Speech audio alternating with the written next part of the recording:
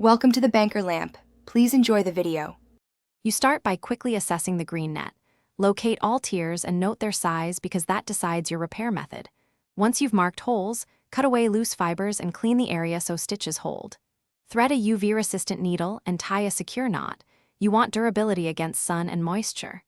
Then position the net edges together and make your initial anchor stitches, pulling snug but not tight to avoid puckering. Move to the next tier immediately to keep rhythm. Now you stitch systematically.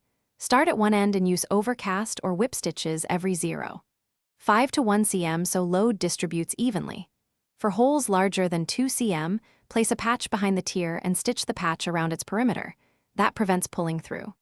Once stitched, run a 3 mm cord or UV tape along the seam and bind with short cross stitches at 5-10 cm intervals for extra strength. Make sure knots are doubled, and melt or to finish, trim excess thread and seal every knot. Heat or a small dab of waterproof adhesive works well, so repairs stay intact in weather.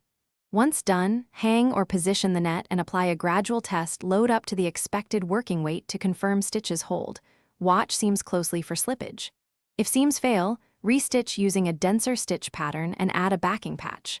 One key troubleshooting tip: if stitches pull through fabric, switch to a wider patch and reduce stitch spacing to distribute stress.